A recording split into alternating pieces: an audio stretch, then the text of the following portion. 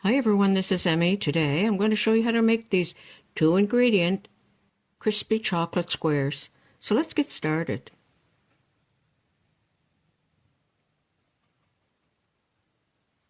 To make these easy bars, we're going to start out with some chocolate chips. And we're going to melt them down either in the microwave at 30-second intervals, or you can place them over hot water. And here I have my chocolate chips melted. Now to that, you're going to add some Rice Krispies.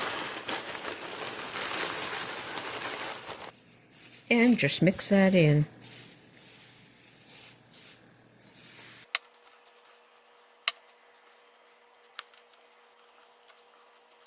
Like that.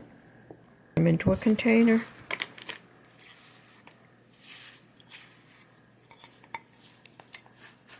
And smooth them down.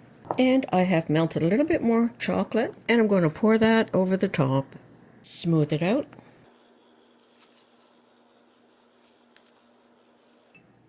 Like that, and I'm going to refrigerate until they've set up. And my crispy squares have set up. So I'm going to take those out and cut them into squares.